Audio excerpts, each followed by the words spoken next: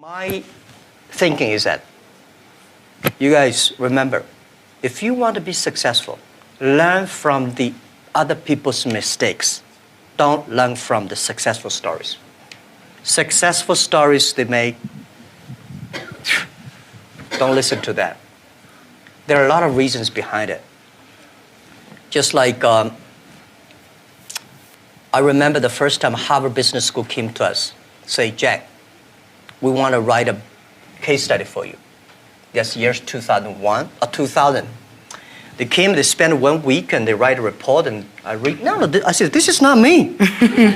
And they said, this is you. I said, no, this is not us. He said, this is you.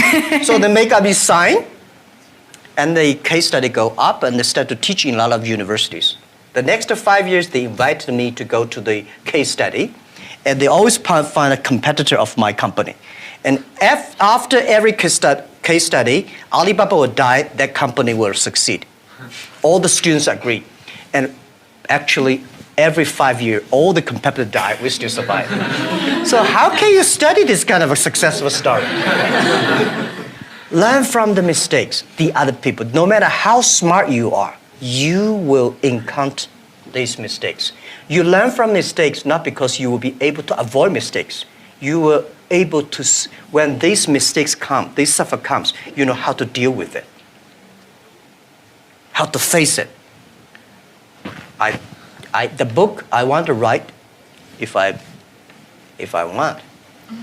can, is Alibaba 1001 Mistakes. This is the most treasurable things that in my life. In my life, it's not how much we achieved, it's how much we go through the tough days and mistakes. And this is what, if you start to think now, it'll be good. Last century, the bigger the better. This century, the good the better. Do the business, not because the size, it is not necessary, the big size you are, the more profit you are. You really believe that? I believe that. There's a different ethic of business. You know, we got a Fortune 500 companies, you judge because of the size. How many of them are really happy? How many of them have a profit? No. Small companies, they are very profitable. They are very happy. They can spend time with the wife and the husband and kids traveling around, and that's the life. Don't try to be the best. Be the first. Be the first to change. Be the first to take the challenge. Be the first one to overcome the difficulties. Because the best person, there's only one Olympic champion. I don't think I'm lucky enough to be that. But I can always try the new things and don't give up. I believe it because you are so unique. Everybody is unique. Be yourself is always the key. People like me, I was born in a very poor family. I never got a great education. You know, I failed all the examinations. For what reason? I don't know. But later, I realized I don't have money. I don't have technology. I don't have a lot of good backgrounds. We have a rich uncle or something. No. The only thing I competed with my people, the young people, is let's compete for 10 years later. This is what I believe 10 years later will be happening. So everything I do for that goal, I know 10 years later, this thing is going to happen. So prepare for that. Because I know if I compete with him for next month, no chance. So this is how my message is. It's a challenge, but it's an opportunity. And it's the opportunity for people like us. This world, the most difficult thing is to convincing a successful people. When you tell him, this is a great opportunity, he says, no, forget it, right? I've been doing this for 30 years. But for people like us, we're looking for opportunities in order to survive.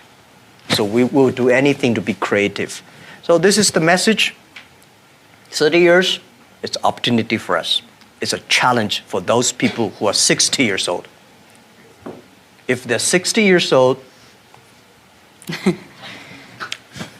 not discrimination, but it is tough for them. Who's your most dangerous competitor? Is it Amazon or is it Tencent?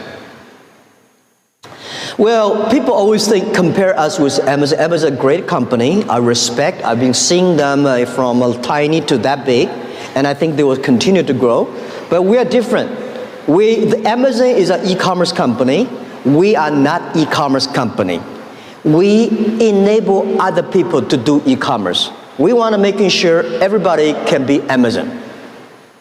So are you saying Tencent is the greater competitor? Tencent is, of course, they are a great company, and it's not easy to be that size within only less than 20 years, so innovative and so creative, and so different on social technology, and they're based in Shenzhen, and they're almost everywhere in China. But respect, of course we compete, but compete does not mean I have to hate them. Don't hate your competitors.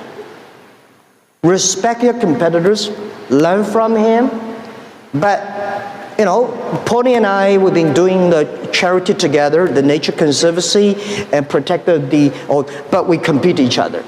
But when we compete each other, we should respect each other. I respect him. I respect Tencent. It's full of challenges and opportunities.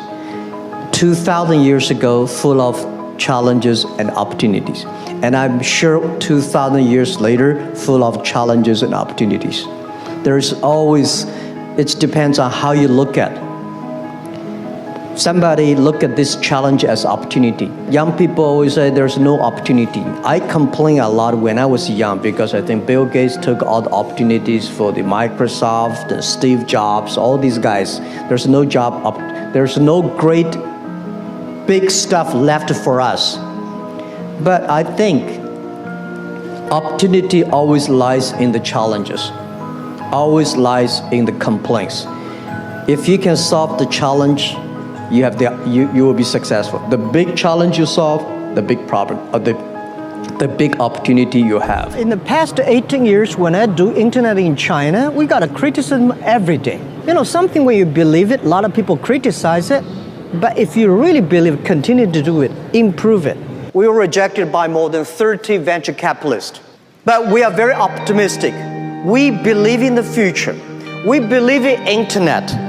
And we believe that if we do not succeed, somebody will. How do I motivate, incentive or motivate my colleagues?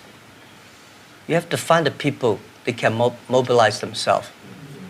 It's impossible to encourage a negative person. So the people you hire, the people work together, they have to be, or you cannot, we have 65,000 employees now. You cannot hire all of them that positive, but at least the people work with me.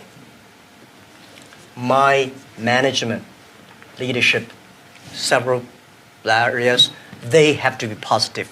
They have to know to incentive the others, because I cannot incentive everybody. And making sure the culture. So I think it would be very painful for me to talk to my vice president, and he need to be incentivized and mobilized every time, right? This won't work. If he does not know how to incentivize or mobilize his people, it's better. I don't think he will be the vice president. He should be a good engineer, good designer, but not a good leader. A good leader should know how, but not by only money. Most of people incentivized or mobilized not because you give them a lot of money.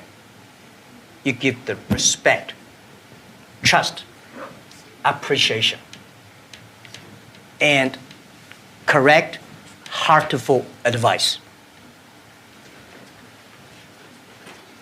When you come to my meetings, internal meetings, you will be shocked because we are not like a lot of the other Chinese company. The boss say, everybody listen, take notes, and go down. We are like a war room. We make decisions based on whose voice is louder. Right? Early days, we fight and talk, and then making sure everybody speak up. Right. So this is also a way of mobilize and incentive. There are a lot of ways, and different people have a different way to send incentive. I think life is a journey. You come to this world is to enjoy the life, to be happy and healthy. So the day when you leave the world and you say, I'm happy in my life, I'm healthy in this life, because if you're not healthy, you will never be happy. So I believe happy and healthy are the things the human being always looking for. And I think next to 30 years, because of the technology, the life science is going to change a lot. And people is going to live longer. But you can live longer does not necessarily live healthier. So if you're not healthy, how can you be happy?